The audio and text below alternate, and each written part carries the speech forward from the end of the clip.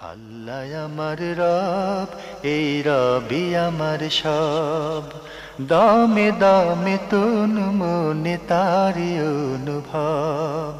তোমার দুনিয়াতে আমি যেদিকে তাকাই, অথই নিয়ামতে ডুবে আছি সবাই। পাক পাখালির গানে শুনি তসবি কলো রব, তসবি কলো রব। আল্লাহ আমার রব, এই রবি আমার সব। আসসালামু আলাইকুম প্রিয় দর্শক, আপনারা যারা দেশে আছেন প্রবাসে, সবাইকে অনেক অনেক প্রীতি ও শুভেচ্ছা। শুরু হলো জুমাবারের লাইভ অনুষ্ঠান আপনার জিজ্ঞাসা। এই অনুষ্ঠানে আপনারা জীবন ঘনিষ্ঠ ইসলাম বিষয়ক বিভিন্ন প্রশ্ন করতে পারেন প্রাসঙ্গিক আলোচনার বিষয়েও। আমাদের আজকের প্রাসঙ্গিক আলোচনার বিষয় মেহমানদারি। আপনাদের সাথে আছি আমি জয়নুল আবেদিন আজাদ। আজকেও আপনাদের প্রশ্নের জিজ্ঞাসার সরাসরি জবাব দিচ্ছেন বিশিষ্ট আলেম ডক্টর মোহাম্মদ সাইফুল্লাহ। আসসালামু আলাইকুম ওয়া রাহমাতুল্লাহি ওয়া বারাকাতুহু।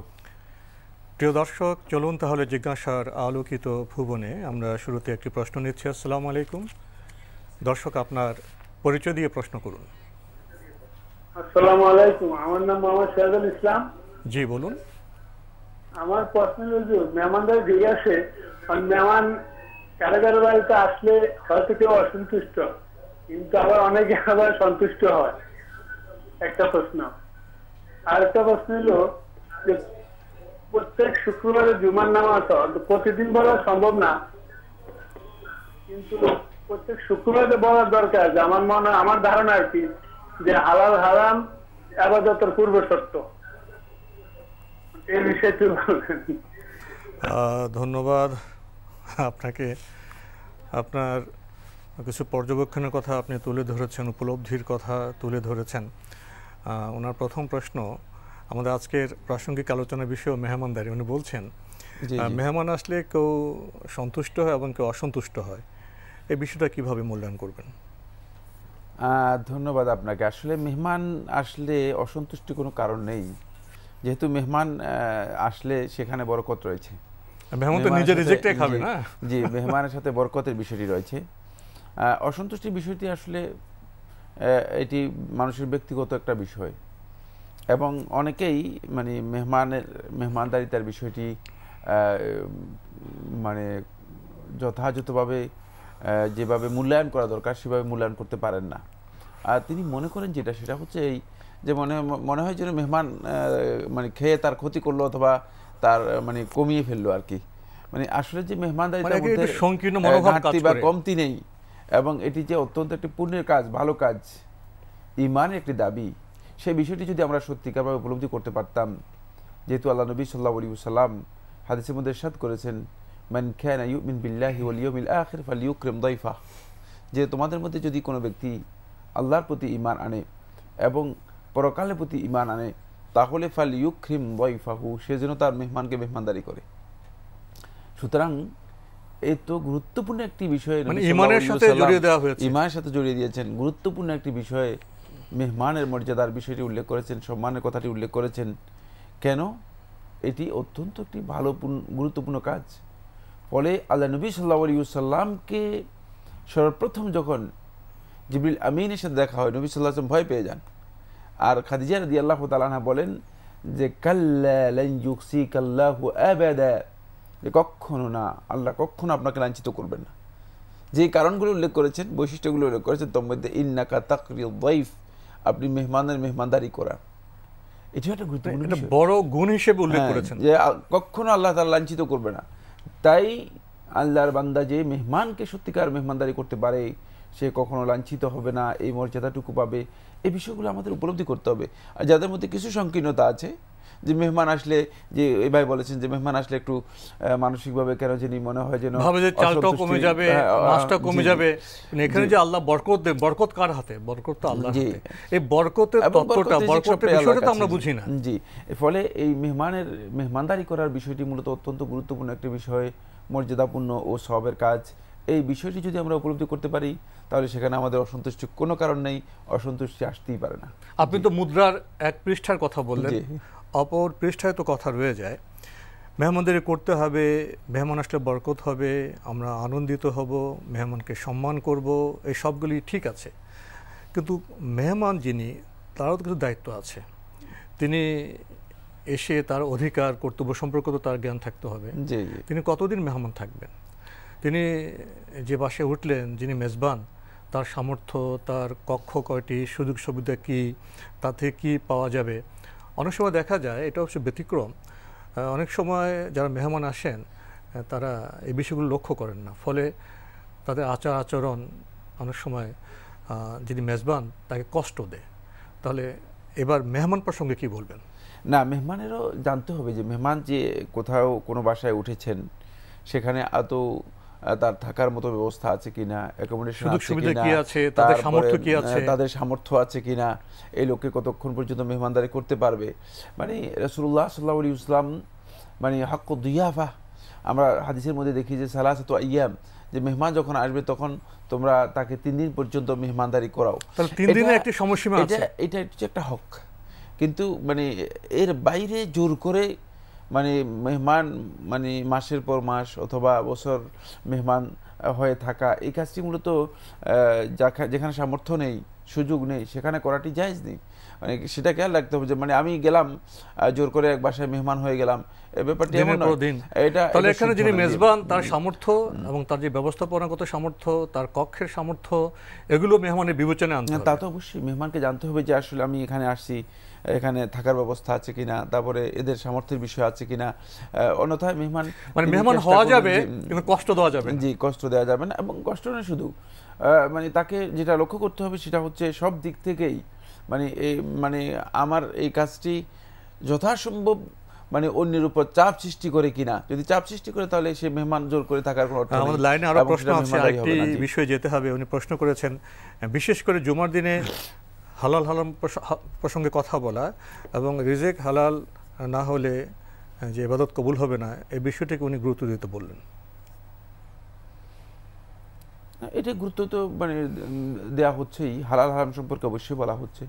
হালাল হারামের জ্ঞান তো মানে কম বেশি যথাযথভাবে দেওয়া হচ্ছে, কিন্তু আমরা মানে আসলেই কথা হচ্ছে শুধু আলোচনার মধ্যে সীমাবদ্ধ করলে চলবে না। সে হালাল এবং হারামের বিষয়কে নিজেদের আমলে পরিণত করতে হবে, পরিবর্তন আনতে হবে নিজেদের আমলের মাধ্যমে। পরিবর্তন তো বক্তব্যের মাধ্যমে আনলে চলবে না। বক্তব্য যথেষ্ট হচ্ছে, হালাল হারামের কম হচ্ছে না। জি, আমরা একটি টেলিফোন নিচ্ছি। আসসালামু আলাইকুম। দর্শক, আপনার পরিচয় দিয়ে প্রশ্ন করুন। আসসালামু আলাইকুম। ওয়ালাইকুম আসসালাম। আমি আজিজুর রহমান, টঙ্গী থেকে বলছি। জি ভাইয়া বলুন। আমি টঙ্গী থেকে বলছি, আজিজুর রহমান। জি বলুন। আমি জানতে চাচ্ছিলাম আমাদের প্রিয় নবী হযরত মুহাম্মদ সাল্লাল্লাহু আলাইহি ওয়াসাল্লামের জন্ম সম্পর্কে। জি, আমার এক ফ্রেন্ড বন্ধু আর কি মাদার ভক্ত, তো সে আমার সাথে একটা কথা তথ্য জড়িয়ে করে যে হযরত মুহাম্মদ সাল্লাল্লাহু আলাইহি ওয়াসাল্লাম নাকি নূরের তৈরি। আমি তো জানি যে আমাদের মানুষের মাটিতে তৈরি। আচ্ছা, আপনার আর কোনো প্রশ্ন আছে? না, আমি ধন্যবাদ আপনাকে। আমি আপনার কাছে দু একটি বিষয় রাখতে চাই। সমাজে অনেক কথা হবে, অনেক বিতর্ক হবে। আমাদের সময় কি অফুরন্ত? আমরা কি সব বিতর্কে জড়াবো? নবী সাল্লাল্লাহু আলাইহি ওয়াসাল্লাম সম্পর্কে কি আরও অনেক গুরুত্বপূর্ণ বিষয় নেই জানার মতো, কথা নেই জানার মতো? নবী সাল্লাল্লাহু আলাইহি ওয়াসাল্লাম নূরের তৈরি না মাটির তৈরি, এ বিষয় নিয়ে আমরা বিতর্কে লিপ্ত হচ্ছি। এটা কি আসলে কোনো বিতর্কের বিষয়? না, এই বিষয়টা আসলে বিতর্কিত বিষয় না। তিনি মানুষ ছিলেন, মানুষ যা থেকে তৈরি তিনি তার থেকে তৈরি, এটি একেবারে স্পষ্ট বিষয়। এ বিষয়ে কোনো দ্বিমত নেই। জি, আমরা আরেকটি টেলিফোন নিচ্ছি। আসসালামু আলাইকুম। দর্শক, আপনার পরিচয় দিয়ে প্রশ্ন করুন। হ্যালো, আসসালামু আলাইকুম। নজরুল করিম। জি বলুন। জি, আমি ওই যে তামাক ধূমপান এবং তামাক খাওয়াটা সম্বন্ধে হাদিসে আছে, কোন হাদিস নাম্বার বুখারী শরীফের কত নম্বর হাদিসে যায়? এক লোক বলছে হারাম নাই যায়। ধন্যবাদ আপনাকে। আমরা সবাই স্বীকার করি ধূমপানে বিষপান। ডাক্তাররা বলেন তামাক জাতীয় বিষয় ক্ষতিকর, এই বিষয়ে তো কোনো দ্বিমত নেই। এখন এটা হারাম স্পষ্টভাবে আছে কি না বা কোনভাবে আছে, এ বিষয়ে আপনি প্রশ্ন করলেন।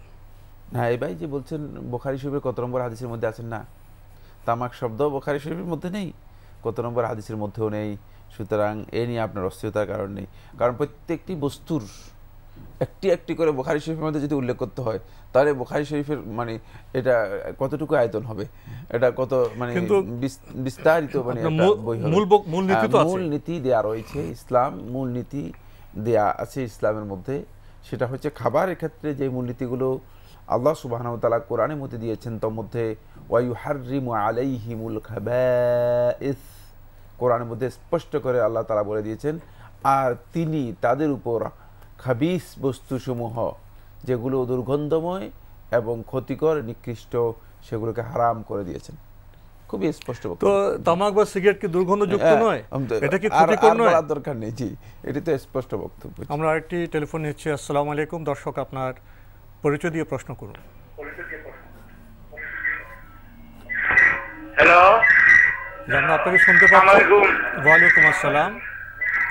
টেলিভিশনের ভলিউমটি কমিয়ে প্রশ্ন করুন। দুইটা প্রশ্ন। জি, প্রথমে ইমামের সাথে সূরা ফাতিহা পড়া যাইব নি? জি, ইমামের সাথে সূরা ফাতিহা পড়া যাইব নি? জি জি, ফাতিহা, জি। আর দুই নম্বর প্রশ্ন হইল, নামাজের মধ্যে মনোযোগ আনার জন্য যে রুকুতে যাই সুবহান রাব্বিল আযীম কই, আর মনে মনে ভাবে আমার রব পবিত্র। আমরা আপনাকে স্পষ্ট শুনতে পাচ্ছি না, আপনি টেলিভিশনের ভলিউমটি কমিয়ে একটি একটি শব্দ আলাদা করে বলুন তো ভাইয়া। আচ্ছা, নামাজে মনোযোগ থাকার জন্য জি, যখন রুকুতে যাই তখন তসবির লগে মনে মনে ভাবি আমি আমার রব পবিত্র। জি, যখন রুকুতে যাই তখন সিজদা যাই তখন মনে মনে ভাবি তসবির লগে যে আমার মহান আল্লাহ বড়। আর রাব্বানা লাকাল হামদ কইয়া যখন রুকু থেকে উঠি তখন কই আমার আল্লাহ মহান বড়। জি, এটা ঠিক আছে কি না? জি জি জি, ধন্যবাদ আপনাকে। আপনি গুরুত্বপূর্ণ প্রশ্ন করেছেন। প্রথম প্রশ্ন, নামাজে কি সূরা ফাতিহা পড়া যাবে? হ্যাঁ, ইমামের সাথে সলাতে সূরা ফাতিহা পড়ার বিষয়টি আলেমদের মাঝে দ্বিমত রয়েছে। একদল উলামায়ে কেরাম বলেছেন যে সূরা ফাতিহা না পড়লেও চলবে, আবার একদল উলামায়ে কেরাম বলেছেন সূরা ফাতিহা পড়তেই হবে। আমরা যদি রাসূলুল্লাহ সাল্লাল্লাহু আলাইহি ওয়াসাল্লামের হাদিসগুলো দেখি, তাহলে হাদিসের সুস্পষ্ট বক্তব্য এটাই বোঝায় যে সূরা ফাতিহা পড়ার ব্যাপারে রাসূলুল্লাহ সাল্লাল্লাহু আলাইহি ওয়াসাল্লাম বলেছেন। সহিহ বুখারী হাদিসের মধ্যে রাসূলুল্লাহ সাল্লাল্লাহু আলাইহি ওয়াসাল্লাম ইরশাদ করেছেন, লা সালাতা লিমান লাম ইয়াকরা বিফাতিহাতিল কিতাব, যে সূরা ফাতিহা পড়লো না তার সালাতই হলো না। সুতরাং সূরা ফাতিহা পড়াটাই হচ্ছে মূলত এখানে গুরুত্বপূর্ণ। এই বিষয়ে আলেমদের দ্বিমত থাকলেও যেহেতু এই ব্যাপারে রাসূলুল্লাহ সাল্লাল্লাহু আলাইহি ওয়াসাল্লামের রিকমেন্ডেশন যেটা রয়েছে সেটা অত্যন্ত গুরুত্ব দেওয়া হয়েছে এবং তাকিদ দেওয়া হয়েছে বারবার, তাই এটাকে সূরা ফাতিহা পড়াটাই ভালো। আর কেনই বা আপনি সালাতের মধ্যে দাঁড়িয়ে থাকবেন বেহুদা? সূরা ফাতিহা পড়লে আপনার কোনো সমস্যা তো নেই, যেহেতু আপনি সালাতের তাসবিহ পড়তেছেন। আমি তো আপনার আল্লাহু আকবার বলছি, হ্যাঁ, রুকুতে তাসবিহ পড়তেছেন, সিজদা তাসবিহ পড়তেছেন, তাশাহুদ পড়তেছেন, সমস্ত কিছু পড়তেছেন, কিন্তু সালাতের মূল যে পয়েন্ট কিয়াম, সেখানে আপনি সূরা ফাতিহা পড়তেছেন না কেন? পড়বেন না কেন? আপনি তো মানে অবসর আছেন। আপনি যদি বলতেছেন আমার সময় নেই, আমি ব্যস্ত, তাহলে একটা ভিন্ন বিষয় আসতো। যেহেতু আল্লাহ নবী সাল্লাল্লাহু আলাইহি ওয়াসাল্লাম বারবার এ বিষয়ে তাকিদ দিয়েছেন, এমন সালাত হবে না বলেছেন, তাই পড়াটাই হচ্ছে উত্তম, কোনো সন্দেহ নেই। পড়াটা উত্তম, জি, কিন্তু কিভাবে পড়বেন, কখন পড়বেন? ইমামের সাথে সাথে পড়বেন, ইমাম পড়ার পর পড়বেন? ইমাম যদি ধীরে ধীরে পড়েন বাক্য পরপর, তারপরে সেভাবে পড়বেন? যদি ইমাম সাহেবের আপনি পরপর পড়তে পারেন, আর ইমাম সাহেবের তেলাওয়াত শেষ করার পরে আপনি পড়তে পারেন, দুইটাই জায়েজ, তবে মনে মনে পড়তে হবে, আওয়াজ করে নয়। আমাদের ভাই একটি প্রশ্ন করেছেন, নামাজে মনোযোগ বাড়াবার জন্য রুকুতে সিজদায় যে তাসবিহ পড়েন বা তাকবীর দেন, মানে মনে মনে সেটার অর্থটাও তিনি মনে মনে পড়েন, এটা ঠিক আছে কিনা? না, মানে অর্থ মনে মনে যদি কেউ উপলব্ধি করে, সেটি তার জন্য গর্হিত নয়, নিষিদ্ধ নয়, বরং সেটা উত্তম হতে পারে তিনি উপলব্ধি করতে পারেন যে তিনি তার মানে আরবিতে কি বলছেন সেটা উপলব্ধি করতে পারেন। সুতরাং এটা নিষেধ হওয়ার কোনো কারণ নেই, বরং এর মাধ্যমে সালাতের মধ্যে মনোসংযোগ বৃদ্ধি পেতে পারে। আমরা আরেকটি টেলিফোন নিচ্ছি। আসসালামু আলাইকুম। দর্শক, আপনার পরিচয় দিয়ে প্রশ্ন করুন। আসসালামু আলাইকুম। ওয়ালাইকুম আসসালাম। আচ্ছা, আমি আপনাদের দুইটা প্রোগ্রামে দুইটা বিষয় জানতে পারছি, দুইটা প্রোগ্রামে আলোচনা হয়েছে ইতিমধ্যে বিষয়টা। একটা হচ্ছে বিষয়টা আরেকটু পরিষ্কারভাবে জানার জন্য আপনাদেরকে প্রশ্ন করছি। একটা হচ্ছে যে কোন ব্যক্তি মৃত্যুর আগে তার সম্পদ, তার ইসলামিক সম্পদগুলি তার ওয়ারিসদের ভিতর যদি বন্টন করে যায়, সেটার ইসলামিক বৈধতা আছে কিনা এক। আরেকটা প্রশ্ন হচ্ছে কোন ব্যক্তি তার কোন ব্যাংকের অ্যাকাউন্টে বা সঞ্চয়পত্র এসব ক্ষেত্রে যদি নমিনি কাউকে নির্ধারণ করে দিয়ে যায়, সেটার বৈধতা আছে কিনা।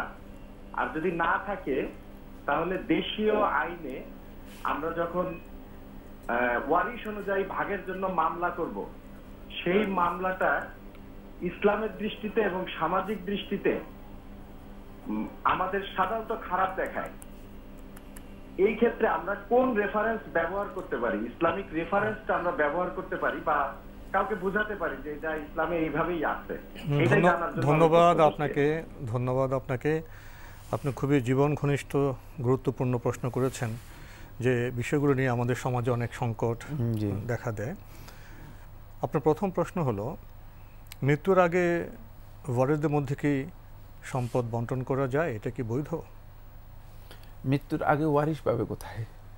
এখানেই মৃত্যুর আগে দান করতে পারেন, সদকা করতে পারেন। মৃত্যুর আগে যেটা করা যায় সেটা হচ্ছে দান করা যেতে পারে, সদকা করা যেতে পারে, বা ওসিয়ত করা যেতে পারে। এই ধরনের বিষয়ে জায়েজ রয়েছে। তবে আল্লাহ নবী সাল্লাল্লাহু আলাইহি ওয়াসাল্লাম ওয়ারিসদের জন্য ওসিয়তকে হারাম করেছেন। ওয়ারিসদের জন্য মানে এই বিষয়গুলোকে যে আল্লাহ নবী সাল্লাল্লাহু আলাইহি ওয়াসাল্লাম নিষিদ্ধ করে গেছেন। ফলে মৃত্যুর আগে আপনি কোনোভাবেই ওয়ারিসই নেই, ওয়ারিস সাব্যস্ত হবে না। বুঝতে পেরেছেন কিনা? মৃত্যু ওয়ারিস সাব্যস্ত হওয়ার পরে তখন বোঝা যাবে ওনার কে আছে না আছে, কে ওয়ারিস তখন সাব্যস্ত হবে। উনি মৃত্যুর আগে তো ওনার আত্মীয়স্বজনদের মধ্যে কে বেঁচে আছে, কে মারা যাবে, হ্যাঁ, এইজন্য মানে আমরা মৃত্যু পরে নির্ধারিত হবে যারা বেঁচে থাকবেন তারা ওয়ারিস হবে। এই বিষয়ে যখন মানে মূল কথা যেটা সেটা হলো সাবাবুল ইরসে হুয়াল মউত, মানে মৃত্যুর মানে এরস মানে ওয়ারিস হওয়ার কারণ হচ্ছে একটাই, সেটা হলো মৃত্যু। মৃত্যু না হলে কারো কেউ ওয়ারিস হবে না। সুতরাং ওয়ারিসদের মধ্যে কোথায় বন্টন করবে, ওয়ারিস তো নেই। তাই এই বিষয়টি কোনোভাবেই ইসলামী শরিয়া অনুযায়ী জায়েজ নেই। যদি কোনো বন্ধু করে থাকেন তিনি ভুল কাজ করেছেন এবং এর জন্য তিনি গুনাহগার হবেন। যেহেতু আল্লাহ সুবহানাহু ওয়া তাআলা মৃত্যুর পরে বন্টন করতে করেছেন, সুতরাং আল্লাহ রাব্বুল আলামিনের বন্টন নিয়ে সন্তুষ্ট থাকা উচিত। এখানে আরেকটি বিষয় তো স্পষ্ট করা প্রয়োজন, স্পষ্ট আছেই। আর ইসলামে যখন একজন মৃত্যুবরণ করবেন, ওয়ারিস কারা হবেন, কি পাবেন, এটা সুস্পষ্ট বিধান রয়ে গেছে, বিধান আছে। সেটা সুস্পষ্ট বিধান থাকার কারণে কোনো ব্যক্তি এই টেনশনে থাকার দরকার নেই যে আমি মরার পর আমার সম্পদের কি হবে। আপনি মৃত্যুর পর ওয়ারিস কারা হবে, কে কত ভাগ পাবে, সেটা স্পষ্ট আছে। তাহলে এখানে টেনশনের কিছু নেই। কারণ আমরা মৃত্যুর আগে মানুষ দান করতে পারে, সাদাকা করতে পারে, কিন্তু ওয়ারিসদের সম্পদ বন্টন করতে পারে না। দ্বিতীয় প্রশ্ন করেছেন, কোনো ব্যক্তির ব্যাংক অ্যাকাউন্টে অর্থ থাকতে পারে, সঞ্চয়পত্র থাকতে পারে, সেক্ষেত্রে দেখা যায় ব্যাংকে একটি প্রথা, নমিনি কাকে করবেন, নমিনি। তো যাকেই আপনি নমিনি করেন না কেন, যাকেই নমিনি করেন না কেন, শর্ত হচ্ছে নমিনি করার সময় তাকে আপনি ক্লিয়ার বলে দিবেন যে এটি যদি আমার মৃত্যু হয়ে যায়, এই মানে যে ব্যালেন্স রয়েছে এই ব্যালেন্স ওয়ারিশরা সবাই পাবে।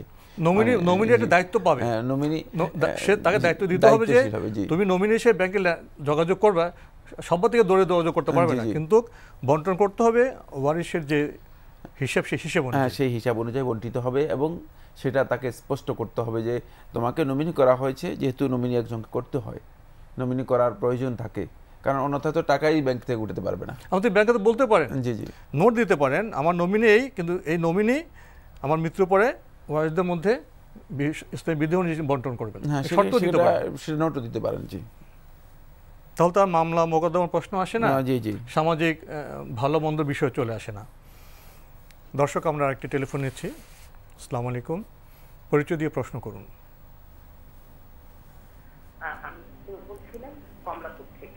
জি বলুন। আমার প্রথম প্রশ্নটা হচ্ছে, যারা নিয়মিত তাহাজ্জুদ সালাত আদায় করে, হ্যাঁ, তাদের জন্য দুহার সালাত বা চারটের সালাতটা নাকি নিয়মিত না পড়া সুন্নাত, এটা মানে জেনেছি কিছুদিন আগে।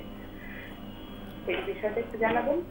আর 2 নম্বর প্রশ্ন, ভোরের নামাজ শুরু হওয়ার আগ মুহূর্তে 4 রাকাত সুন্নত নামাজের কথা জানতে পারলাম, যার বিশেষ ফজিলত রয়েছে। তো ওই নামাজটাও মানে সহিহ হাদিস অনুযায়ী পড়া যাবে কিনা, জোহরের আগ মুহূর্তে 4 রাকাত সুন্নত নামাজ।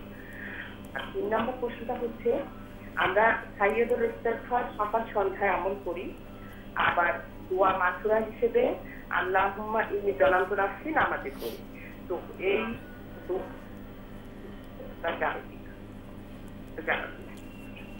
ধন্যবাদ, আপনাকে বেশ কয়েকটি প্রশ্ন করেছেন।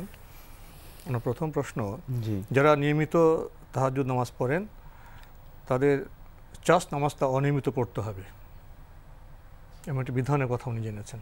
না, এই বক্তব্য শুদ্ধ নয়, দুটাই নফল নামাজ। সুতরাং এর জন্য যদি কেউ চাষের সালাতও নিয়মিত আদায় করেন, তিনি যে ফজিলতের কথা রাসূলুল্লাহ সাল্লাল্লাহু আলাইহি ওয়াসাল্লাম হাদিসের মধ্যে বলেছেন সেই ফজিলত তিনি লাভ করবেন, হজ এবং উমরা এর পরিপূর্ণ সওয়াব লাভ করবেন, সহিহ হাদিস দ্বারা সাব্যস্ত হয়েছে।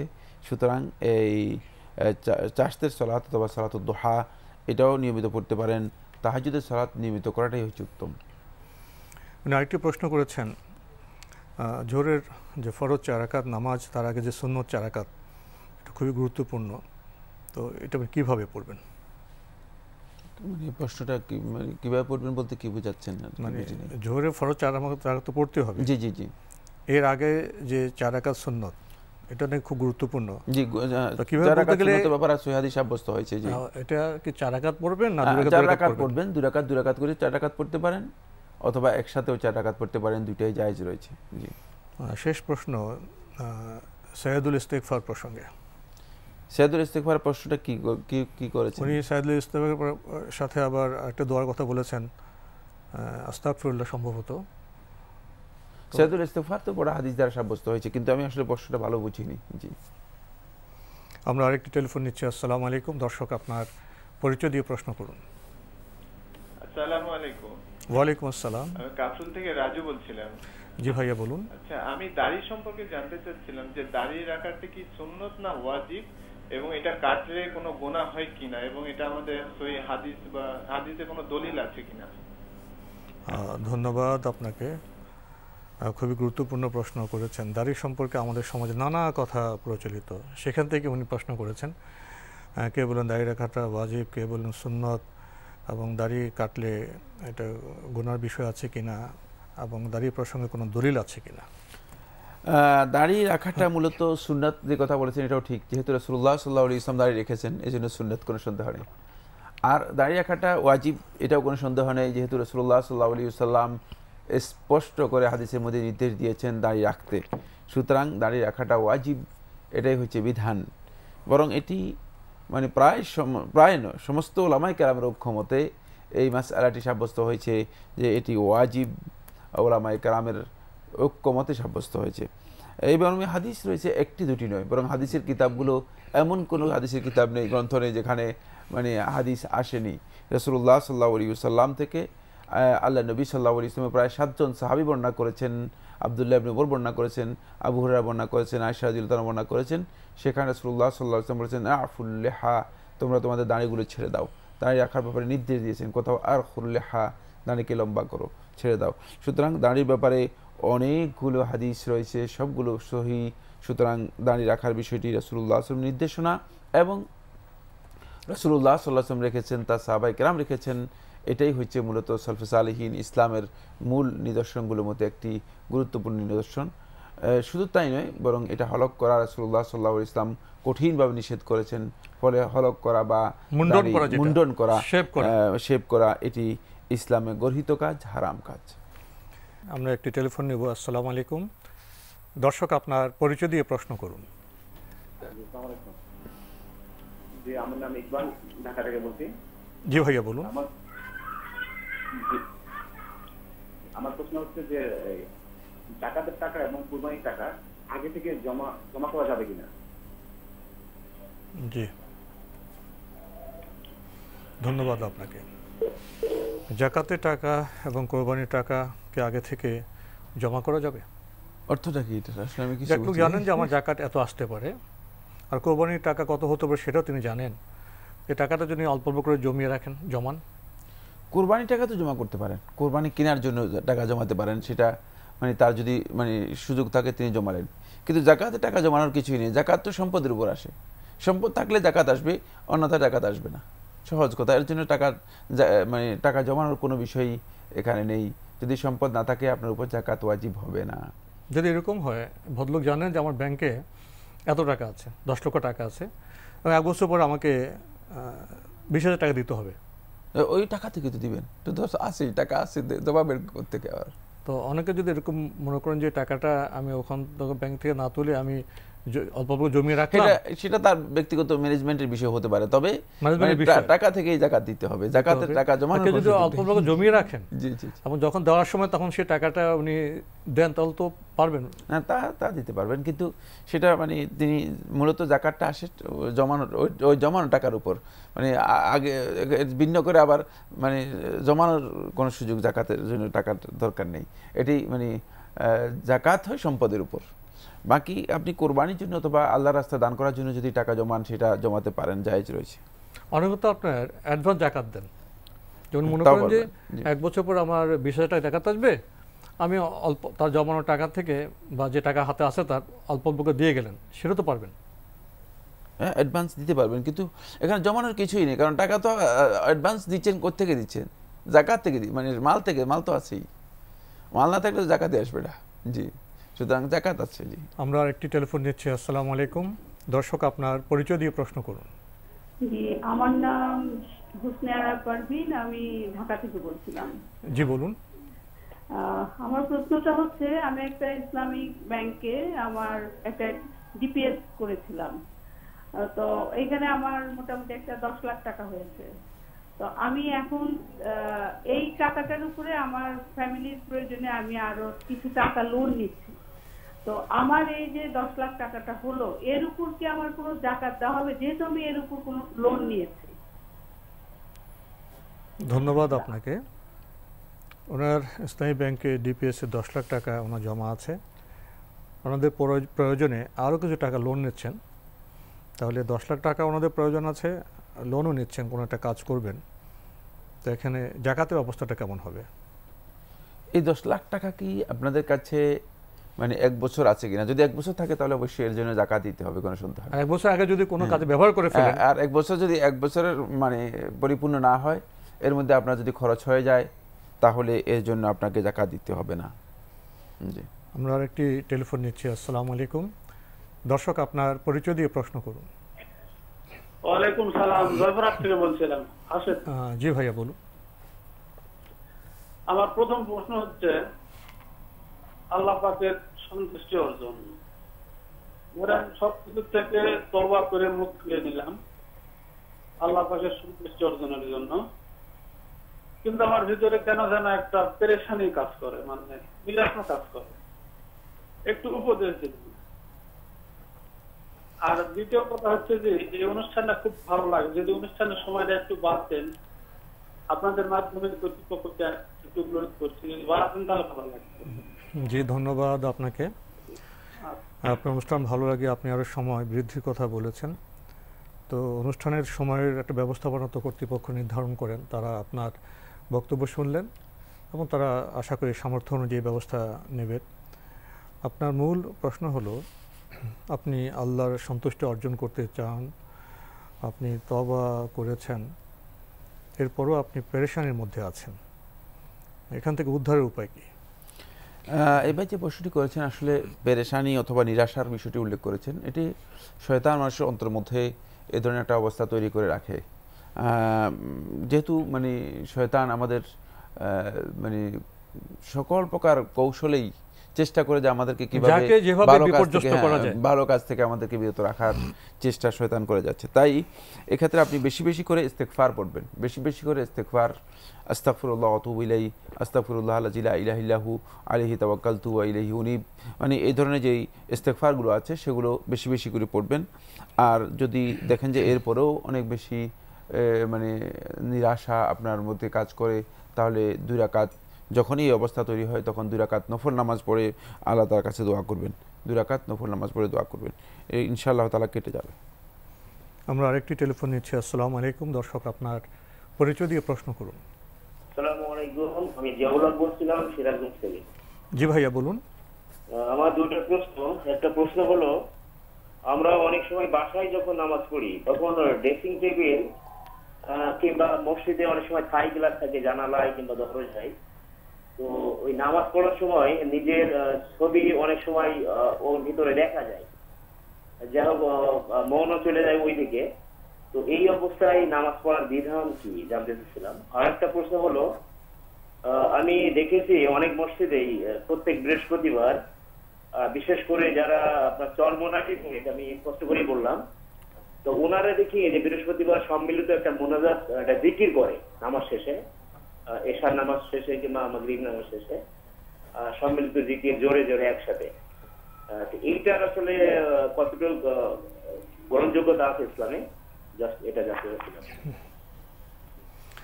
ধন্যবাদ আপনাকে।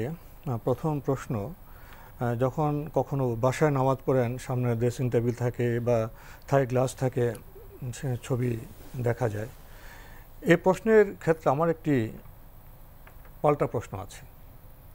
নামাজে তো বিধান আছে, আমরা যখন নামাজে দাঁড়াই তখন আমাদের চোখ কোন দিকে থাকবে? চোখ কি থাই গ্লাসের দিকে থাকবে? চোখ কি ড্রেসিং টেবিলের দিকে থাকবে? নামাজে আমার চোখের দৃষ্টি কোথায় থাকবে সে বিষয়টি জানলে বোধহয় এই গ্লাসও আসবে না, থাই গ্লাসও আসবে না। কি বলবেন?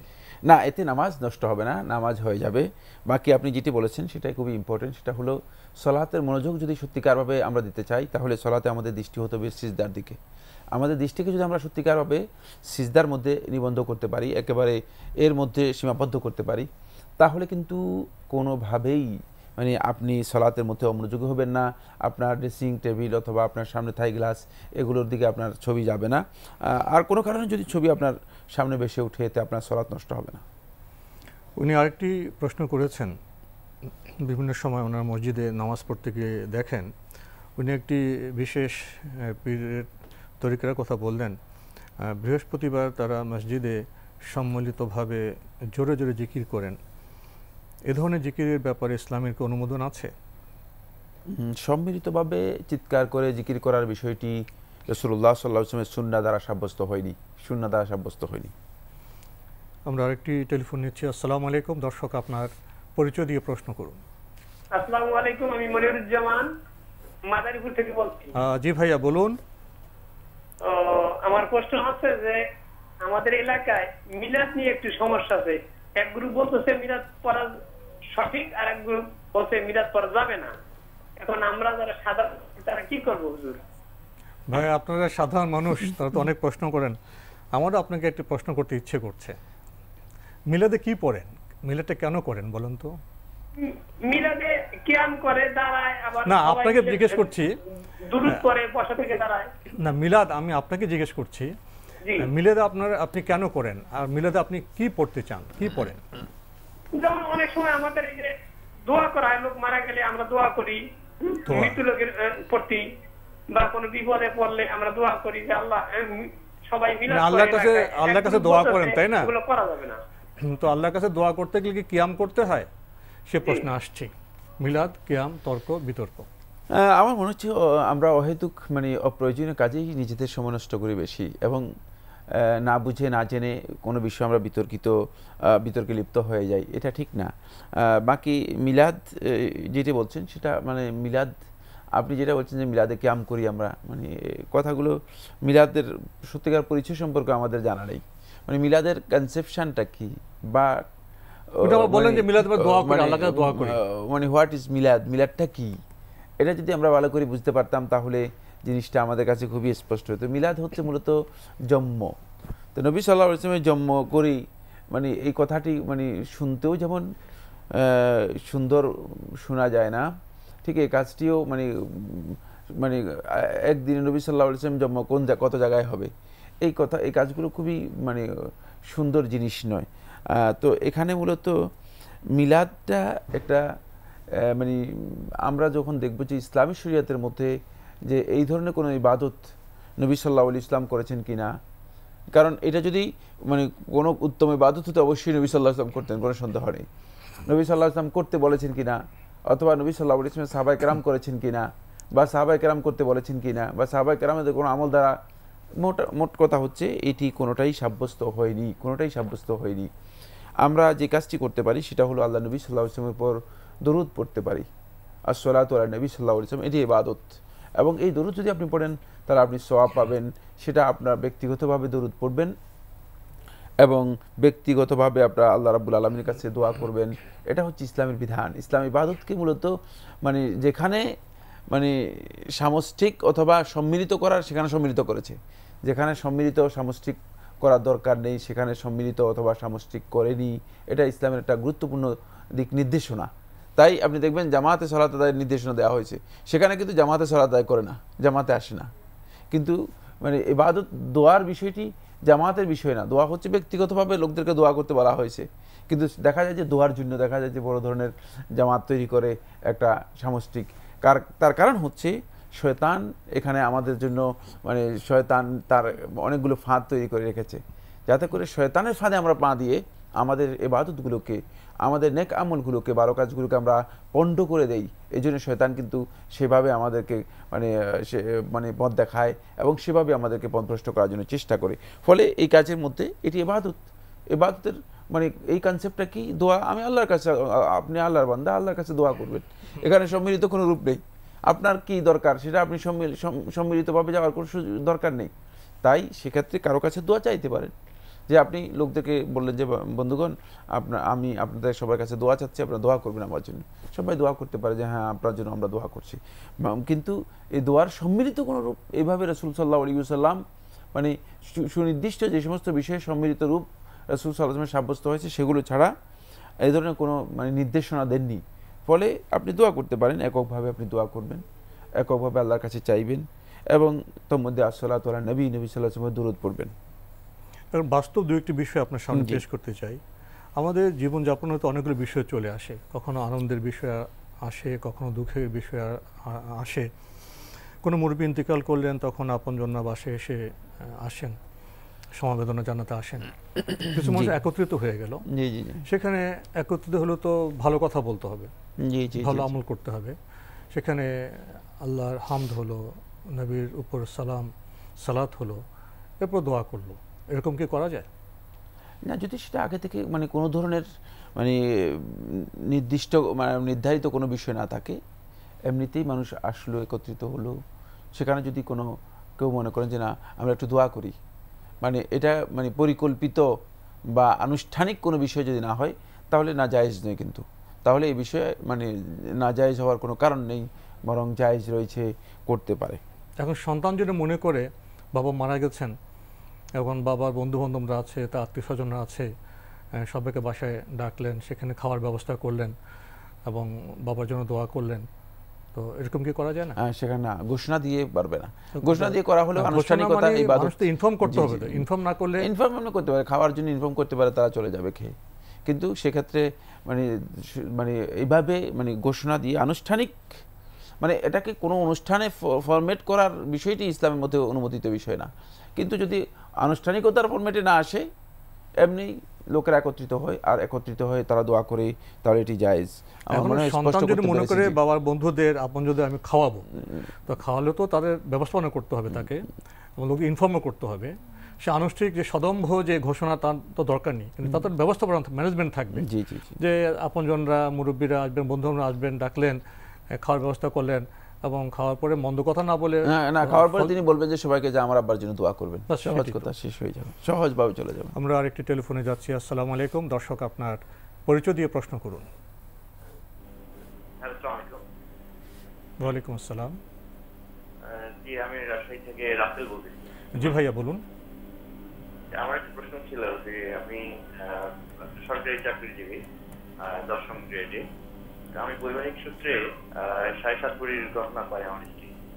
তো এটা আমার বিয়ে হয় 2015 সালে, কিন্তু এই জাকাতের বিষয়টা আমার মাথায় ছিল না আর কি, হঠাৎ করে মনে হলো। তো এখন এই জাকাতটা কি আমার গত 2 বছরের সহ দিতে হবে? আর যেহেতু আমি সরকারি চাকরি করি, বেতন এবং রেশনের উপরেই নির্ভরশীল, এই ক্ষেত্রে কি আমি জাকাত দিব না আমার স্ত্রী জাকাত দিবে? আপনার কাছে কয়েকটি বিষয় জানার আছে। বৈবাহিক সূত্রে 7.5 ভরি এই যে গহনা এটা কে পেলেন, আপনি না আপনার স্ত্রী পেয়েছেন? আমার স্ত্রী পেয়েছে। তাহলে তো সম্পদ যার জাকাত তার, এখন জাকাতটা আরোপ হবে আপনার স্ত্রীর উপরে। তো আপনার স্ত্রীকে এই সাড়ে সাতের গহনা কখনো কখনো ব্যবহার করেন? না, সবসময় ব্যবহার করে না। কখনো কখনো ব্যবহার করেন? কখনো কখনো ব্যবহার করেন? না, পুরো তো কখনোই ব্যবহার করে না, 1-1.5-2 ভরি এইভাবে মাঝে মাঝে ব্যবহার করে। তো ওগুলিকে আপনারা কি এটা গহনা হিসেবে রেখেছেন, প্রয়োজনে ব্যবহার করবেন এভাবে রেখেছেন? জি জি, ধন্যবাদ আপনাকে।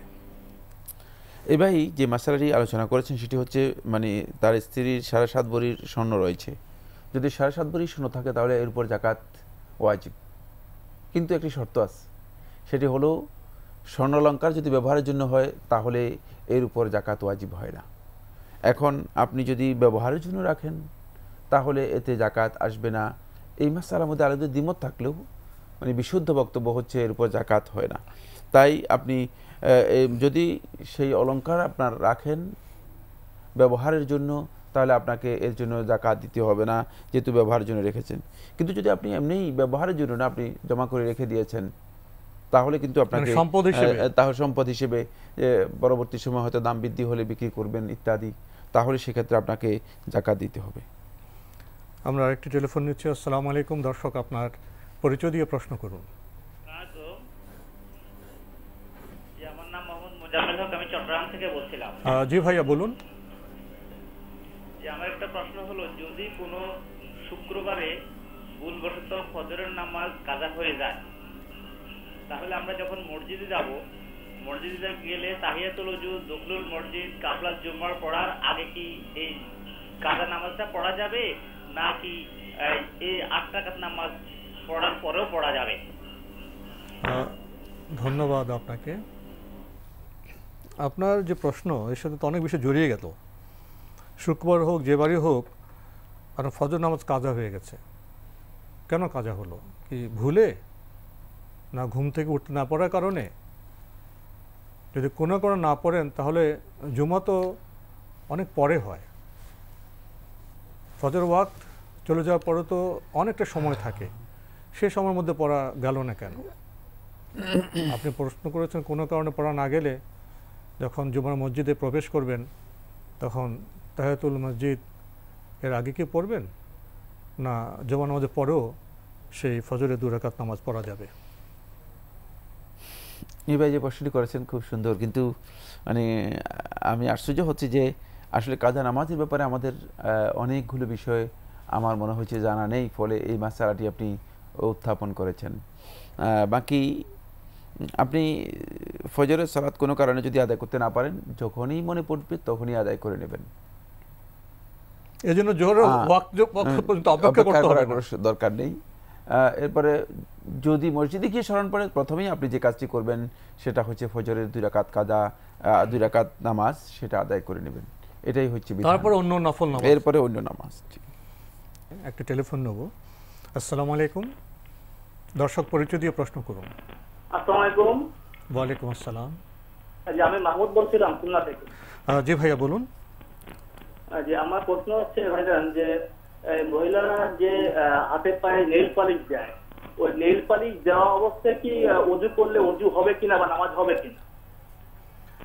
ধন্যবাদ। এটা হচ্ছে। আরেকটা হচ্ছে যে আমরা এই যে ফ্ল্যাট বাড়িতে যে বাথরুমটা, এটা তো চারিদিক থেকে আটকানো, বেশ ওয়েল প্রোটেক্টেড, এই বাথরুমে ঢুকে আমরা পুরুষরা কি আপনার উলঙ্গ হয়ে ওযু করতে পারবো? এতে কোনো সমস্যা হবে কিনা?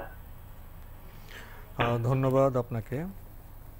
আপনার প্রথম প্রশ্ন, আমাদের মহিলারা তো নেইল পলিশ ব্যবহার করেন, তো নেইল পলিশ ব্যবহারের পরে যদি ওযু করা হয় সে ওযু হবে কিনা এবং সে ওযু দিয়ে নামাজ হবে কিনা? নেইল পলিশের মধ্যে মূলত এক প্রকার আবরণ উপরে হয়ে যায়, যার কারণে মানে পানি নখের মধ্যে মানে পৌঁছানো যায় না, ফলে অধিকাংশ আহলুল ইলম বলেছেন একথা যে মানে উযু করার আগে মানে আগে উযু করে নিয়ে তারপরে যদি কেউ সৌন্দর্যের জন্য নেইল পলিশ ব্যবহার করেন তিনি করবেন, কিন্তু মানে উযু অবস্থায় নেল পালিশ অবস্থায় আপনি যদি উঁচু করেন তাহলে আপনার উঁচুটা হবে না। এটা অধিকাংশ ওলামায়ে কেরামের বক্তব্য এবং এটাই আমরা মনে করি যে বিশুদ্ধ বক্তব্য। কারণ হচ্ছে নেল পালিশের মধ্যে মূলত এক ধরনের আবরণ রয়েছে, যে আস্তর পড়ে যায়, সে আস্তরটি মূলত মানে পানি নখে পানি পৌঁছানোর ক্ষেত্রে সেটি প্রতিবন্ধকতা তৈরি করে। কাউকে নেল পলিশ থাকে কিন্তু সহজে রিমুভার দিয়ে এটা তুলে ওযু করতে পারেন, এরপরে প্রয়োজন আবার নেল পলিশ দিতেও পারেন। পলিশ দিচ্ছেন তো সৌন্দর্যের জন্য, তিনি রিমুভার দিয়ে আবার সেটা উঠাবেন, আবার হয়তো প্রয়োজনে দেবেন, কিন্তু সেটা অবশ্যই তাকে মানে সালাতের ওযুর জন্য খেয়াল রাখতে হবে। আর ওযু না হলে তো নামাজও হবে না। জি, নামাজ হবে না। আরেকটি প্রশ্ন, বদ্ধ যে বাথরুম সেখানে কি পুরুষরা উলঙ্গ হয়ে গোসল করতে পারবেন? হ্যাঁ, উলঙ্গ হতে কোনো অসুবিধা নেই, এটি হারাম বা নিষিদ্ধ কাজ নয়। তবে কেউ কেউ বলেছেন যে এটা উত্তম নয়, কেউ কেউ বলেছেন এটা উত্তম। অনেকের রুচিতে বাঁধে এটা। জি, আমরা আরেকটি টেলিফোন নিচ্ছি। আসসালামু আলাইকুম। দর্শক, আপনার পরিচয় দিয়ে প্রশ্ন করুন। আচ্ছা, আসসালামু আলাইকুম। ওয়ালাইকুম আসসালাম। আমার নাম মোহাম্মদ আবুল হাসনাত, আমি গণপুর দক্ষিণ দপ্তরে ঢাকায় চাকরি করি। জি, বলুন। আচ্ছা, এখন প্রশ্ন হলো যে আমার ফাদারের কিছু টাকা আছে, উনি অবসরপ্রাপ্ত ছিলেন, মারা গেছেন। ওনার যে টাকা কমাই দেন একটু, ওনার যে টাকা, হ্যাঁ, আমাদের ফিক্সড ডিপোজিট করা আছে না, এটা এরপরে ফিক্সড ডিপোজিট তোলার পরে যে টাকা আছে এটার উপর কি পুরো টাকা হবে 1 বছর না হলেও? জি, তো পিতার টাকা এখন যেটা টাকা ছিল আগে একবার মানে ইয়ে করছি, টাকা তুলে টাকা দেওয়া হয়েছে, কিন্তু এখন 1 বছর হয় নাই, কিন্তু এটা কি প্রতি বছর কি ওই টাকারই টাকা দিতে হবে? ভাই, এখন পিতা মারা গেছেন, পিতার টাকার মালিক কারা এখন? মালিক আমরা, এখন আমার মার আন্ডারে আছে, এটা ফিক্সড ডিপোজিট করতে আমার মার আন্ডারে আছে। আপনার ভাই বোন নাই? জি জি, ভাই বোন সব আছে, আমরা 5 ভাই বোন আছি, 5 ভাই বোন। ধন্যবাদ আপনাকে। এখন বাবা মারা গেলেন, জি জি, এখন জাকাত তো হবে সম্পদের উপর, মালিকানা যার। জি জি জি। এখন হয়তো মা নমিনি আছেন, কিন্তু ওনার অনেক 5 ভাই বোন আছেন, তো এখন এটা জাকাতটা কিভাবে দিবেন, আর এই অর্থটার আসলে বন্টন পদ্ধতি বা কেমন হবে? এই ভাই, প্রথমে যে কাজটি করবেন সেটা হচ্ছে এই টাকা মূলত ওয়ারিসদের মাঝে বন্টন করে দেয়া। ওয়ারিসদের মাঝে বন্টন করে দিলে হয়তো এই টাকার জাকাত নাও আসতে পারে। আর এখন এই টাকার মালিকানা মূলত মানে বলেছেন যে মায়ের আন্ডারে রয়েছেন না, মা তো শুধুমাত্র এর 8 ভাগের 1 ভাগের মালিক, তার অংশ তিনি পাবেন, তিনি তার অংশটুকু পাবেন। হতে পারে যে 8 ভাগের অংশের মধ্যে তার জাকাত আসবে না। তো এই জন্য আগে প্রথম কাজ হচ্ছে এই টাকা বন্টন করে দেয়া। সেকেন্ড কাজ হচ্ছে যেটা, সেটা হলো এরপরে যদি আপনারা মনে করেন যে এই মালিকানার উপর আপনাদের নিসাব পরিমাণ টাকা 1 বছর আপনাদের কাছে আছে, তাহলে আপনাদের উপর জাকাত আসবে। 1 বছরের কম হলে জাকাত আসবে না। মানে প্রথম দায়িত্ব হবে মা নমিনি হলো পুরো টাকাটা যারা হকদার তাদের ভাগ করে দিতে হবে না। এখন নমিনি আর এখন তো মারা গিয়েছেন, এখন নমিনি তিনি টাকাটা মানে সবার মধ্যে ওয়ারিসদের মধ্যে বন্টন করবেন। জি, প্রথম দায়িত্ব হবে এটা ওয়ারিসদের মধ্যে বন্টন করে দেওয়ার টাকাটা। বন্টনের পর যে টাকাটা পাবেন প্রত্যেকেই 1 বছর পূর্ণ হলে যদি নিসাব পরিমাণ হয় তাহলে জাকাতের প্রশ্ন। জি জি জি। আমরা আরেকটি টেলিফোন নিচ্ছি। আসসালামু আলাইকুম। দর্শক, আপনার পরিচয় দিয়ে প্রশ্ন করুন। ওয়ালাইকুম আসসালাম। আমি আজিজুল হাসান বলছিলাম ঢাকা থেকে। জি ভাইয়া, বলুন। আমার প্রশ্ন হচ্ছে মহিলাদের নামাজের বিষয়ে, যে আমি আমার মা বোনদেরকে দেখেছি যে ওনারা একটু জড়সড় হয়ে মানে একটু কুজু হয়ে নামাজ পড়তেন আল্লাহর সামনে ভীত আকারে ভাবে, বাট আবার অনেক জায়গায় শুনছি যে না, পুরুষ এবং মহিলাদের আলাদাভাবে কোনো নামাজের বিধান নেই। তো এই ব্যাপারে মাননীয় অতিথির কাছে জানতে চাচ্ছিলাম। আর আমার দ্বিতীয় প্রশ্ন হচ্ছে যে বর্তমানে যে সকল ইসলামিক ধারায় পরিচালিত ব্যাংকের কথা বলা হচ্ছে, সেই সকল ব্যাংকে যদি আমি মাসিক ভিত্তিতে ডিপিএস বা যেসব জমাকৃত টাকা যেটার এগেইনস্টে মুনাফা দিবে বলছে, সেই সকল মুনাফা সহ আমি মানে এই প্রসেসের মধ্যে আমি যেতে পারি কিনা, এর মাধ্যমে যদি আয় যদি করি সেটা হালাল হবে কিনা? ধন্যবাদ আপনাকে। প্রথম প্রশ্ন, মহিলাদের নামাজ প্রসঙ্গে আলাদা কি কোনো পদ্ধতি, না পুরুষদের মতোই? রাসূলুল্লাহ সাল্লাল্লাহু আলাইহি ওয়াসাল্লামের হাদিস দ্বারা আসলে এটি স্পষ্ট প্রমাণিত হয়নি যে রাসূলুল্লাহ সাল্লাল্লাহু আলাইহি ওয়াসাল্লাম মহিলাদের ভিন্ন কোনো পদ্ধতিতে বা ভিন্ন কোনো সিস্টেমে সালাত আদায় করতে বলেছেন, বরং রাসূলুল্লাহ সাল্লাল্লাহু আলাইহি ওয়াসাল্লাম একই মানে সালাতের যে বিধান দিয়েছেন এই বিধান একভাবেই দিয়েছেন। নারী পুরুষ নির্বিশেষে সবাইকে রাসূলুল্লাহ সাল্লাল্লাহু আলাইহি ওয়াসাল্লাম একভাবেই সালাত শিক্ষা দিয়েছেন।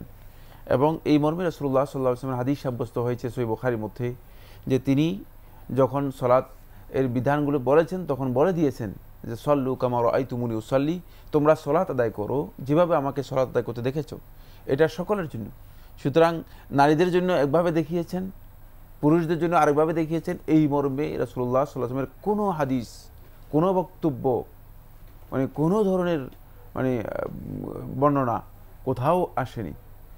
এমন গুরুত্বপূর্ণ বিষয়, ইবাদতের মৌলিক বিষয়, রাসূল ইসলাম, ইসলামের মানে যেটা মূল মাথা বলা যেতে পারে, স্তম্ভ, অত্যন্ত গুরুত্বপূর্ণ স্তম্ভ যেটা, সেই ক্ষেত্রে মানে রাসূল সাল্লাল্লাহু আলাইহি ওয়াসাল্লাম একটা কথাও বলেন নাই, শুধুমাত্র সালাতের বিধানগুলো জানিয়ে দিয়েছেন।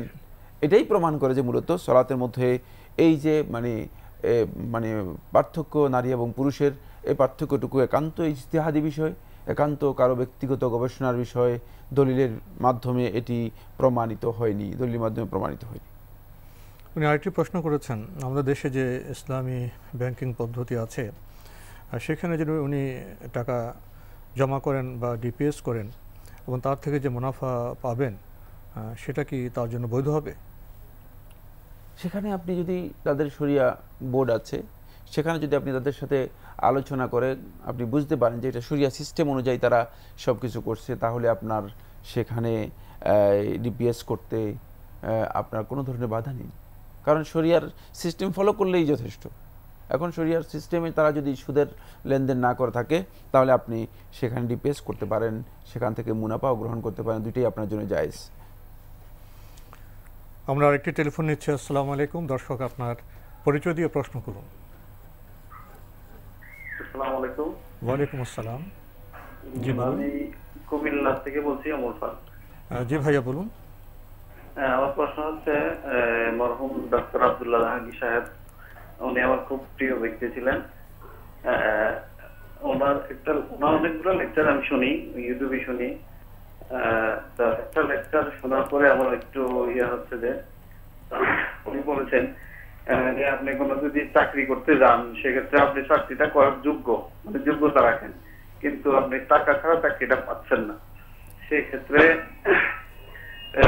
আপনি চাকরিটা টাকা দিয়ে নিতে পারবেন বা পরবর্তীতে এটার জন্য আল্লাহর কাছে মাপ চেয়ে নেবেন বা ক্ষমা চেয়ে নেবেন, সেক্ষেত্রে নাকি জায়েজ আছে। কিন্তু আরেকটা বিষয় হচ্ছে, একটা হাদিস দ্বারা সাব্যস্ত আছে যে সহিহ হাদিস দ্বারা এখানে বোধহয় আপনার বিতর্কের প্রয়োজন নেই, আপোষ করা যাবে না। না আপনার যদি আপনি থাকেন, প্রয়োজনে আপনি মৃত কোনো পশুর মাংস গ্রহণ করতে পারবেন, কিন্তু সুদ এবং এই গোশের সাথে আপোষ করা যাবে না। তাহলে কি কথাটা কি এই হাদিসের সাথে কি সাংঘর্ষিক না? ধন্যবাদ। আরেকটা প্রশ্ন হচ্ছে, আমরা যখন মসজিদে নামাজ পড়তে যাই, নামাজে কিছু কিছু মসজিদে দেখা যায় যে আপনার মিরর টাইপ থাকে মসজিদের মধ্যে, সেক্ষেত্রে নামাজ পড়তে গেলে মানে আমাদের প্রতিচ্ছবি চেহারা দেখা যায়, সেক্ষেত্রে কি নামাজের কোনো ক্ষতি হয়? এই দুইটা প্রশ্ন আমার। ধন্যবাদ আপনাকে। আপনি মরহুম আব্দুল্লাহ জাহাঙ্গীর ভাইয়ের প্রসঙ্গ উত্থাপন করেছেন। তিনি আমাদের বন্ধু মানুষ ছিলেন, নেক মানুষ ছিলেন। আমরা তার মাগফিরাত কামনা করছি, তার কল্যাণ কামনা করছি। আপনি একটু মাসালা এনেছেন যে একজন লোক চাকরির উপযুক্ত, তিনি চাকরি পেতে পারেন, কিন্তু সেখানে ঘুষ না দিলে টাকাটা হচ্ছে না। তার চাকরির যে যোগ্যতা আছে, চাকরি পাওয়ার যে অধিকার আছে, সেখান থেকে বঞ্চিত হন। এমন বিশেষ ক্ষেত্রে তিনি যদি সেই অর্থ দিয়েও চাকরিটা নেন, সেটা তার জন্য গুনার কাজ হবে না এবং তিনি পরবর্তী পর্যায়ে আল্লাহর কাছে ক্ষমা চাইবেন। ওনার এই ব্যাখ্যার পরে আপনি হাদিস প্রসঙ্গে এনে আপনি বলতে চাচ্ছেন এটা কি সাংঘর্ষিক নয়? কি বলবেন? না, এটা ক্রস করার প্রয়োজন নেই আমি মনে করি। মানে এটা একটা প্রেক্ষাপটে তিনি যেটা বলেছেন সেটা একটা সুনির্দিষ্ট প্রেক্ষাপট, এটা খাস বিষয়, খাস বিষয়, এটা আম বিষয়। আর হাদিসে যে বক্তব্যগুলো রয়েছে সেগুলো তো কমন বক্তব্য। হাদিসে ঘুষ এবং সুদকে ইসলামে হারাম করা হয়েছে, এখানে কারো যায় মানে সেটা শুধু আব্দুল্লাহ জাহাঙ্গীর ভাই নয়, এটা আমিন বা অন্য কারো কোনো আলেমের জন্য জায়েজ যে যেটাকে হালাল করার মতো কোনো ক্ষমতা রাখে কেউ, প্রশ্নই আসে না। এটা হালাল করার বিষয় নয়, এটা একটি প্রেক্ষাপটে মানে একটি প্রেক্ষাপটে নির্দিষ্ট প্রেক্ষাপটে একটা মাসআলা আলোচনা করা, আর একটা হচ্ছে ইসলামের বিধান যেটি সেটা আলোচনা করা, দুটি ভিন্ন বিষয়। ইসলামের বিধান স্পষ্ট, এখানে কোনো ধরনের গুঞ্জাইশ নেই। আর বাকি শেখের বক্তব্য যেটা আপনি কোট করেছেন এটাও ক্রস করার কোনো মানে প্রয়োজন নেই, এটাও খুবই স্পষ্ট বক্তব্য। উনি ঠিকই বলেছেন, বিশেষ জরুরতে বিশেষ ক্ষেত্রে এই জিনিসটা উনি ব্যাখ্যা করেছেন যে বলেছেন উনি নিশ্চয়ই বৈধ বলেন, নিশ্চয়ই ব্যাখ্যা করেছেন, অধিকার তিনি নেবেন, পরবর্তী পর্যায়ে ক্ষমা চাইতে বলেছেন। জি, তওবা করবেন এর অর্থই হচ্ছে তিনি জায়েজ বলেন নাই, জায়েজ বলে তো তওবা করার প্রশ্ন সেটা তার অধিকারটা পাওয়ার জন্য বাস্তব জীবনযাপন আর কাগজের বক্তব্যের মধ্যে অনেক পার্থক্য আছে, সেক্ষেত্রে উনি সেটা বিশেষ ক্ষেত্রে জায়েজ বলেছেন। জি জি, এবং পরে আল্লাহর কাছে ক্ষমা চেয়ে নেবেন। তিনি তো ঘুষ খাচ্ছেন না, জি না, তিনি তো তার অধিকারটা তিনি বঞ্চিত মজলুম হচ্ছেন। জি জি। আর দ্বিতীয় উনি প্রশ্নটি করলেন, এই বিষয়ে আমরা আগেও কথা বলেছি, অনেক মসজিদের নামাজ যখন পড়তে যান সামনে হয়তো লাইব্রেরি থাকে বা কাঁচ থাকে, মিরর থাকে, সেখানে প্রতিচ্ছবি দেখা যায়, এতে নামাজের ক্ষতি হবে? না, এতে নামাজের কোনো ক্ষতি হবে না। জি, আমরা মিরর দিকে তাকাবো কোন, আমরা তো তাকাবো সেজদার দিকে। জি জি জি। আমরা আরেকটি টেলিফোন নিচ্ছি। আসসালামু আলাইকুম, দর্শক আপনার পরিচয় দিয়ে প্রশ্ন করুন। আপনি কি লাইনে আছেন? জি আছি। জি, পরিচয় দিয়ে প্রশ্ন করুন। হ্যালো, আসসালামু আলাইকুম। ওয়ালাইকুম আসসালাম। আমার প্রশ্ন হলো এই নামাজ যে করেন, জি, 3 রাকাত ও 4 রাকাত বিশিষ্ট নামাজে তাশাহুদে মানে শেষ মিনিটে আতাহিয়াতে ওই সময় পা কিভাবে রাখবো? জি ধন্যবাদ। উনি 3 রাকাত এবং 4 রাকাত নামাজে যখন তাশাহুদ পড়েন তখন পা কিভাবে রাখবেন? তৃতীয় রাকাত অথবা চতুর্থ রাকাত যখন বসবেন তখন তাওয়াররুক করাটা সুন্নাহ।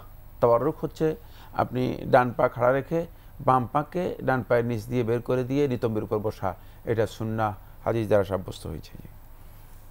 আমরা আরেকটি টেলিফোন নিচ্ছি। আসসালামু আলাইকুম, দর্শক আপনার পরিচয় দিয়ে প্রশ্ন করুন। আসসালামু আলাইকুম। ওয়ালাইকুম আসসালাম। জি, আমি একটা প্রশ্ন করতে চাচ্ছিলাম, বাজারে যেসব বডি স্প্রে পাওয়া যায় বা সেন্ট পাওয়া যায়, এগুলা কি পুরুষদের জন্য ব্যবহার করা ভালো? মানে ওইসব বডি স্প্রে ব্যবহার করে কি মসজিদে যাওয়া যায় ওই পোশাকটি পরে? ধন্যবাদ আপনাকে, প্রশ্ন তো পেয়েছেন। হ্যাঁ, প্রশ্ন পেয়েছি। ভালো না খারাপ সেটা আপনি ভালো জানেন, আমি জানি না। বাকি এটি নাজায়েজ নয় বা এর মধ্যে কোনো হারাম যেহেতু কন্টেন্ট আছে কিনা, যদি আপনি নিশ্চিত হন যে না হারাম কোনো কন্টেন্ট নেই, তাহলে সেটা ব্যবহার করতে পারেন। আমরা আরেকটি টেলিফোন নিচ্ছি। আসসালামু আলাইকুম, দর্শক আপনার পরিচয় দিয়ে প্রশ্ন করুন। আসসালামু আলাইকুম। ওয়ালাইকুম আসসালাম। আমার প্রশ্ন হচ্ছে যে অ্যাটাচ বা টয়লেটের ভিতরে উজু করার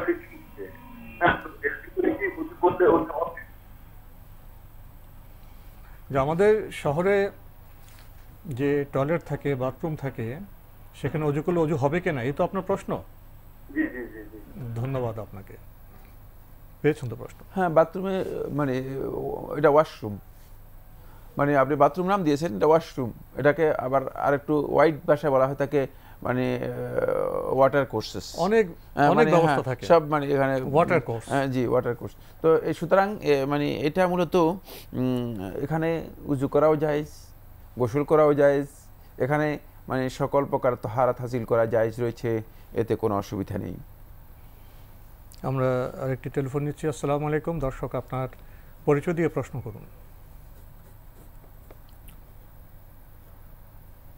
আপনি কি লাইনে আছেন? আসসালামু আলাইকুম। ওয়ালাইকুম আসসালাম, পরিচয় দিয়ে প্রশ্ন করুন। বলছিলাম বাবুল। জি, আমার ছেলের নাম রাখা হয়েছিল আবু শাহেদ।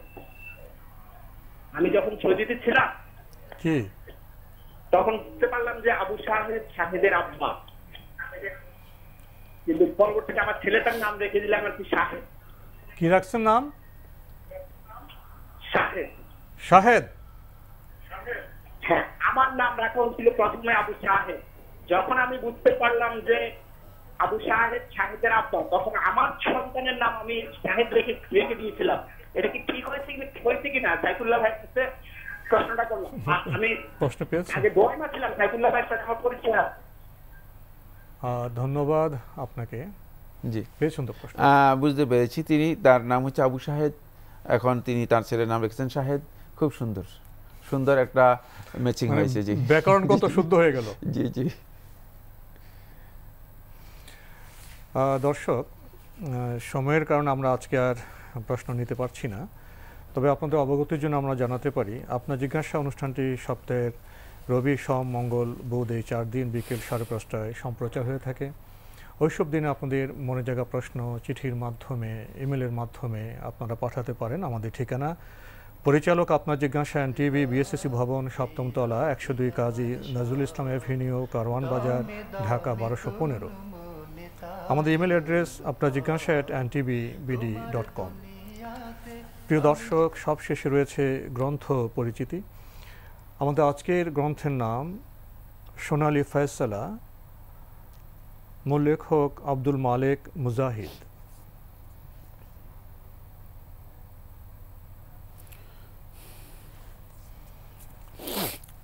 সোনালী ফয়সালা এই গ্রন্থটি অনুবাদ করেছেন মোহাম্মদ আব্দুর রব আফফান, প্রকাশ করেছে ইউনিভার্সাল ইসলামিক থট। গ্রন্থটির মূল্য 200 টাকা মাত্র। দীর্ঘ সূচি রয়েছে। তুমি কিসের ভিত্তিতে সাক্ষ্য দিচ্ছ? দ্রুত ফয়সালা, খলিফার বিরুদ্ধে ফয়সালা, ইয়াহুদির পক্ষে বিচারক সুরাইহের ফয়সালা। বিচারক প্রত্যাখ্যান করেন আমির হাকামের সাক্ষ্য। আল্লাহর কিতাব অনুসারে ফয়সালা, গভর্নরের সামনে তার সন্তানকে বেত্রাঘাত। ওমর বিন আব্দুল আজিজের কাছে মাজলুমের কদর। যে কোনো মুসলমান অমুসলিমকে আশ্রয় দিতে পারে। ওয়াদা ভঙ্গের পরিণাম, আইনের বিচার। মিথ্যা কসম করার পরিণাম, ঘুষ ও দুর্নীতির প্রভাব, ধোঁকাবাজের উচিত সাজা। চিরুনির ফয়সালা, রাষ্ট্রের পতনের কারণ। বিচারক ইয়াসের পরাজয় বরণ। বিচারক নিয়োগের সাক্ষাৎকার। মাজলুমের অভিশাপ খুব বিপজ্জনক। বাদশাহ স্বাক্ষর প্রত্যাখ্যান, উত্তেজিত হয়ে ফয়সালা করা ঠিক নয়। খলিফা মানসুরের সৎ উপদেষ্টা। জ্ঞানের প্রচারের জন্য বিচারক পদ প্রত্যাখ্যান। আরও চমৎকার সব বিষয় রয়েছে এই গ্রন্থে সোনালী ফয়সালা। যদি সংক্ষেপে কিছু বলতেন। ইসলাম তো আসলে মূলত বিচার ফয়সালা করার জন্য সবচেয়ে গুরুত্বপূর্ণ যে নির্দেশনা দিয়েছে সেটা হচ্ছে আদল, ইনসাফ। ইনসাফ। তো এই আদল বা ইনসাফের উপর ভিত্তি করে যে ফয়সালা করা হয়ে থাকে সেটাই সোনালী ফয়সালা। আর এই বিষয়ে কিছু উদাহরণ পেশ করেছে, যাতে করে আমাদের বিচারক যারা আছেন, আমরা যারা আজকে সমাজ এবং রাষ্ট্রে বিভিন্নভাবে কর্তৃত্ব করে যাচ্ছি, আমরা সেই ইনসাফের পথ আমরাও অনুসরণ করতে পারি। কিভাবে এই পূর্ববর্তীগণ সুন্দর ইনসাফের পথ অনুসরণ করেছেন সে বিষয়ে অত্যন্ত চমৎকার দৃষ্টান্তগুলো তুলে ধরা হয়েছে। আমরা উপকৃত হব যদি আমরা এই বই নিজেদের কাছে রাখি এবং সেখান থেকে আমরা নিজেদের জীবনের জন্য কিছু শিক্ষা বা কিছু খোরাক গ্রহণ করি। তো আজকে আমাদের এখানেই শেষ করতে হচ্ছে। আপনাকে অনেক ধন্যবাদ। আপনাকে অশেষ ধন্যবাদ। প্রিয় দর্শক, আমাদের গৃহবলী, সমাজ, রাষ্ট্র এবং বৈশ্বিক যে ব্যবস্থাপনা, এটা সুন্দর হতে পারে, সুষ্ঠু হতে পারে ইনসাফ এবং ইনসাফের উপরে। আসুন আমরা ইনসাফের দিকে গুরুত্ব দেই, সতর্ক হই, সচেতন থাকি। দেখা হবে ইনশাল্লাহ আগামী জুমাবার একই সময়ে। প্রিয় দর্শক, আপনারা আমাদের এই অনুষ্ঠানে এনটিভি অনলাইনেও দেখতে পারবেন। ভিজিট করুন www.ntbbd.com। দর্শক, আপনারা সবাই নিরাপদে থাকুন শান্তিতে। আসসালামু আলাইকুম। আমার রব, এই রবি আমার সব, দামে দামে তুন মনে তারি অনুভব। তোমার দুনিয়াতে আমি যেদিকে তাকাই, অথই নিয়ামতে ডুবে আছি সবাই।